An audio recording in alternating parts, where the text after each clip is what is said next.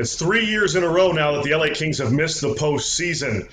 We'll dissect this squad and what the LA Kings need to do to get back into contention. That's Dennis Bernstein in LA, Shane Kelly, I'm Dave Pagnotta here in Toronto. And DB, let's dive right in. What do the LA Kings need to do moving forward? We know Rob Blake coming out Tuesday saying that he's got to make some moves in order to get to the postseason, but what exactly do they need? Well, Dave, there'll be multiple needs in the offseason. You could talk about size, overall size for the team. You could talk about more aggressive forecheck and their approach to the game to start games. But I think the number one need here is better 5-on-5 offense. They're near the bottom of the league. I think they scored one more goal than Detroit 5-on-5 this season. And it's primarily underneath their top line of Kopitar, Brown, and Iafallo. The need is in the bottom nine.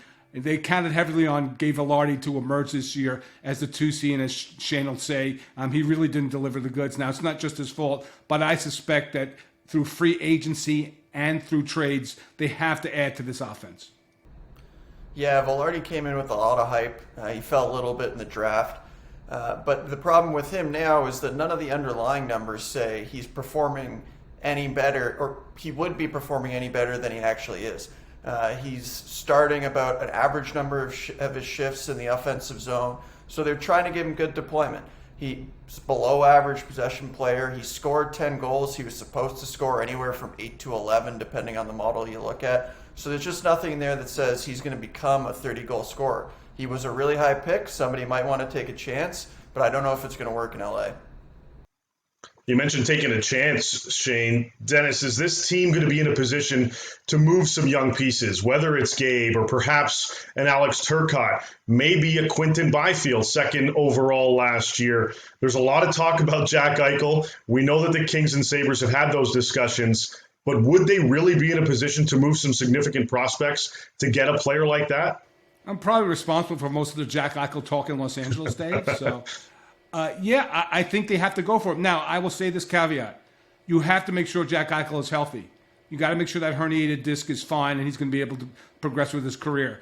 It's off the table. I'm not willing to trade for a Jack Eichel with an uncertain health status. But with that said, you can't have it both ways in LA, Dave. You can't say the prospect pool is the deepest in the NHL and then say you can't trade two of your top prospects for a guy who's been an 80-point scorer in the past. Could they make the move? Yeah. Have they explored it already? They have. Is it a guarantee Jack Eichel's going to be playing in Los Angeles next year? Absolutely not. There are other options they could look at. But certainly, if you can line up Kopitar and Jack Eichel 1-2, this team should definitely make the postseason next year. Postseason?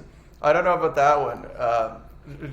I would love to see it because who doesn't want LA in there? But they're 22nd in possession, 27th in expected goals for, 28th against. Combine that, you get 29th in the NHL. So there's not a lot that says adding one piece is going to be what takes them from a bottom feeder to all the way to the postseason.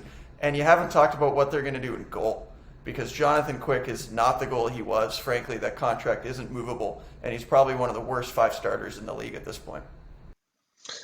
Cal Peterson looks to be the guy that's taken over those reins, but to Shane's point, is that going to be the long-term fix for this club, or is he going to be that piece that kind of waits until the next guy rolls around? Dennis, Shane mentioned that one piece might not do it for this club. I know you wrote in your column on thefourthperiod.com that they may need additional assets to be brought into this team, not just one player, not just Jack Eichel. So is it secondary scoring? Is it the bottom 6 in addition to a keystone player? What other areas could improve this team? Dave, Rupnick's actually in a good position with respect to his prospect pool and cap space to improve his offense, either on the blue line or up front. With respect to the defense, perhaps his strength at center could help lure a player like Zach Werenski.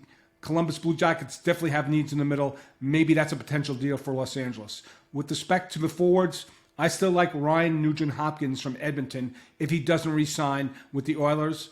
Might take a little bit of money, but they certainly have a lot of cap space. Who knows how the negotiations will go with Kenny Holland and the Oilers. But I like Nugent-Hopkins here on the left side. He's proven he can play with elite players like Connor McDavid, and I think that would be a really nice add for them offensively. Yeah, some improvement from Byfield or Turcotte as well. I mean, those are high picks. You would say the priors on them is that they're going to be top 6 players for you. If they hit on one of those and they bring in an Eichel, all of a sudden now your top 6 group is probably one of the better ones at 5-on-5 in the league instead of one of the worst ones. So, at that point, sure, let's have the conversation.